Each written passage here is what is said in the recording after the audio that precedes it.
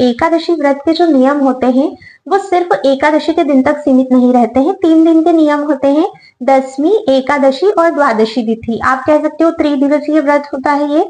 जय Shri Krishna, Radhe Govind, welcome back to Kanhamrit. तो आज की वीडियो में जानेंगे कि उत्पन्ना एकादशी इस बार साल 2024 में कब आ रही है। इस बार भी थोड़ा सा संशय है, 26 नवंबर को है या 27 नवंबर को। तो आप लोग वीडियो को एंड तक अवश्य ही देखिएगा। एकादशी से रिलेटेड सारी जानकारी आपको इस वीडियो में मिलने वाली है।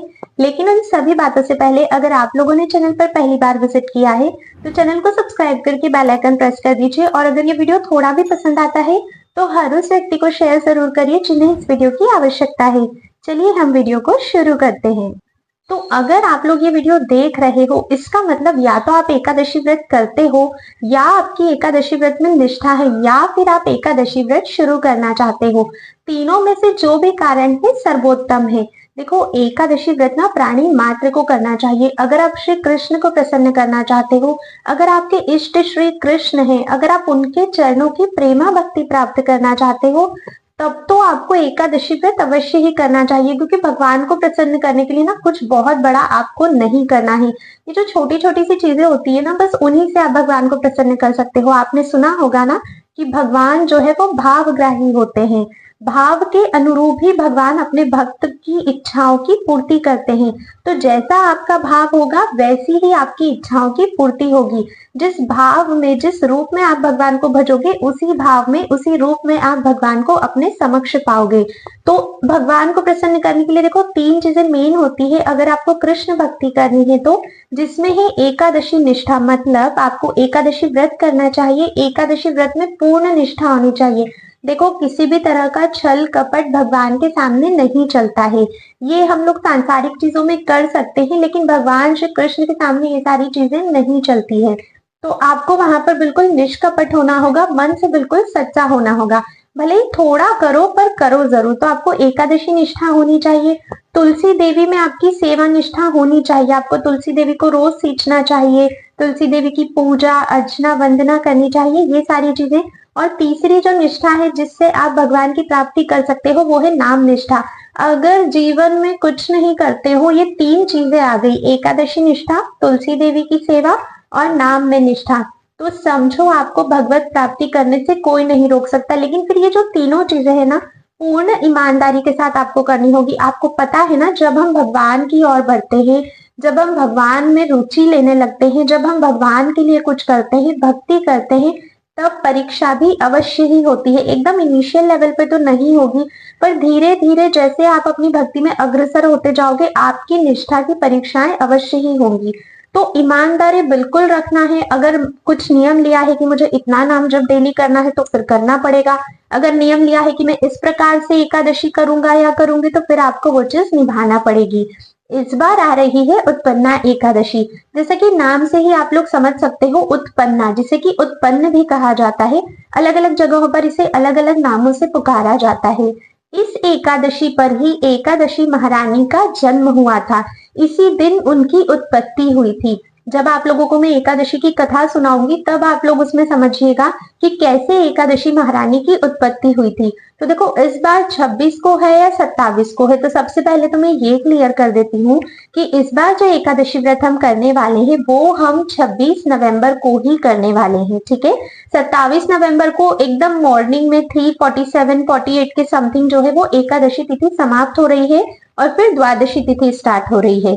ठीक है, तो इसीलिए जो एकादशी का व्रत किया जाएगा इस बार 26 नवंबर 2024 को ही किया जाएगा।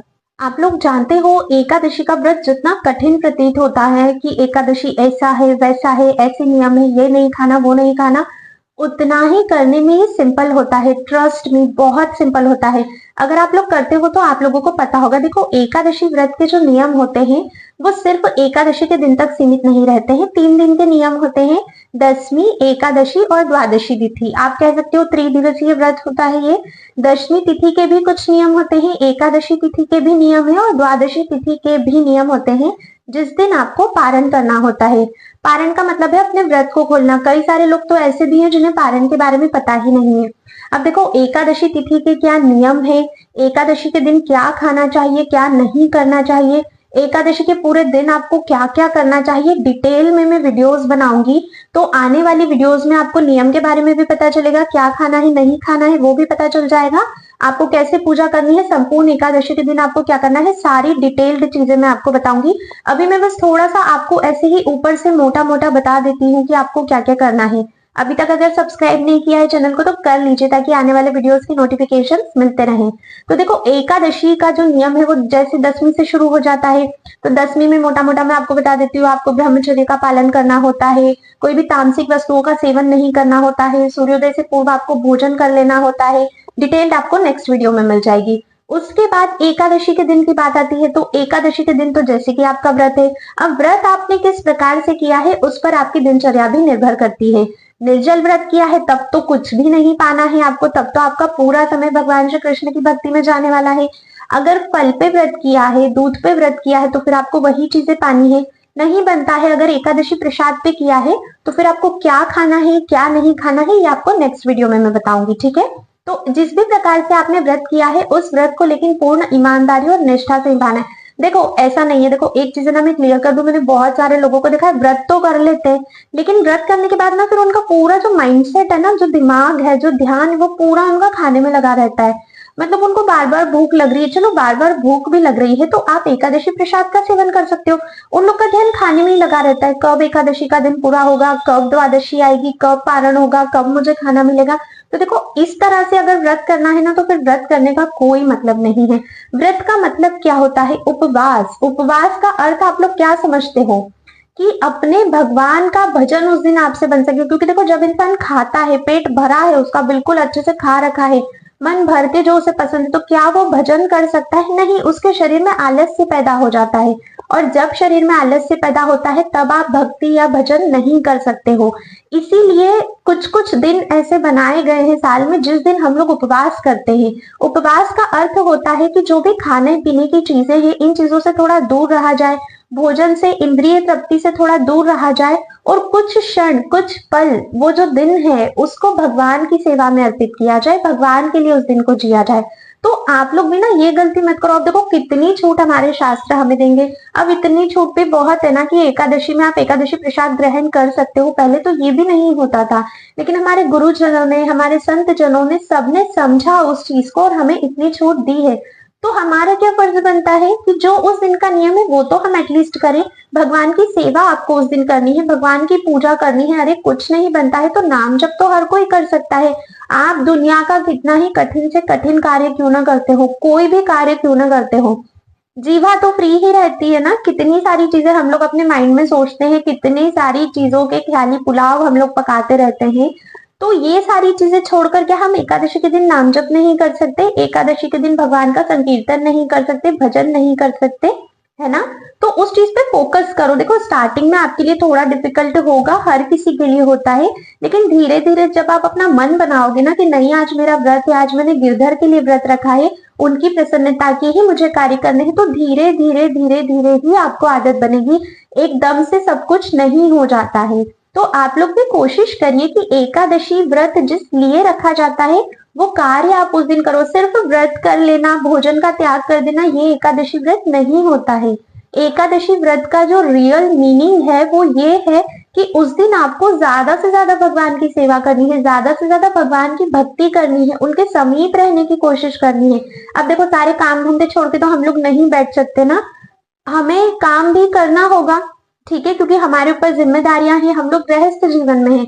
तो सब कुछ छोड़ के मत बैठो, सिर्फ नाम जप करके ही आप जो है वो अपनी पूजा, अपनी साधना, अपनी भक्ति को पुष्ट कर सकते हो। तो ट्राई करिएगा आप लोग जितना अधिक से अधिक नाम जप कर सको। जो लोग फ्री हैं, जो लोग घर में रहते हैं, वो कोशिश करिए कि आप लोग ग्रंथ पाठ कर सको, आप लोग मंदिर जा सको, भक्तों का संग कर सको। घर में ही अगर कुछ नहीं है तो ऑनलाइन कथाएं सुनो। इस दिन कोशिश करिए मोबाइल से, टीवी में कुछ और देखने से आप लोग बचे। देखना भी है तो भगवान की जो कथाएं आती है वो देखो, भगवान के भजन सुनो। ये सारी चीजें आपको ज्यादा से ज्यादा इस दिन करनी चाहिए। तो इस तरह से ना आप लोगों को अपना एकादशी व्रत संपूर्ण करना है। और भी कई सारी ऐसी चीजें होती है जो आपको ध्यान रखनी है, बहुत डिफिकल्ट नहीं है। जैसे मैंने पहले कहा, व्रत लगता है कि बहुत डिफिकल्ट है लेकिन बहुत इजी होता है। और जब आप चीजें करने लगोगे ना, तब अपने आप में आपको आनंद आने लगेगा, तब आप खुद मन से और चीजें करोगे। तो डिटेल्ड चीजें क्या क्या करना है, कैसे करना है, सब कुछ आपको नेक्स्ट वीडियोस में पता चल जाएगा। आज की वीडियो को हम लोग ज्यादा लंबा नहीं करते हैं, ठीक है। मेन था कि हमें एकादशी जो है उत्पन्ना एकादशी वो 26 नवंबर को करनी है। एकादशी वाले दिन ना एकादशी कथा भी आप लोग अवश्य ही सुना करिए, क्योंकि हर एकादशी की डिफरेंट कथा होती है। जब आप कथा सुनते हो ना, तब आपको उस पर्टिकुलर एकादशी का महत्व समझ में आता है। हर एकादशी का अलग अलग नाम होता है। कथा में आपको ये भी समझ आएगा कि जो एकादशी व्रत आप कर रहे हो उस दिन की एकादशी का क्या नाम है और वो नाम क्यों रखा गया है, क्या उसका महत्व है। तो कथा आप लोग अवश्य ही सुना करिए जब भी आपको टाइम मिले। पॉसिबल अगर मॉर्निंग में नहीं भी होता है तो पूरे दिन भर में जब भी टाइम मिलता है, या फिर जब आप रात में सोने जाते हो उसके पहले भी आप लोग कथा सुन सकते हो। जरूरी नहीं है कि आपको मॉर्निंग में ही सुनना है। तो ये एक छोटी सी बात थी जो आपको ध्यान रखनी चाहिए, ठीक है। अब आज की वीडियो में बस इतना ही है। अगर आप लोगों के कोई भी प्रश्न होते हैं एकादशी से रिलेटेड या किसी भी चीज से रिलेटेड, आप लोग मुझे कमेंट करके अवश्य ही पूछ सकते हैं। अगर मेरे लिए कोई भी सजेशन है तो वो भी आप मुझे कमेंट में अवश्य ही बताइएगा। अब हम लोग मिलते हैं नेक्स्ट वीडियो में, तब तक के लिए राधे राधे।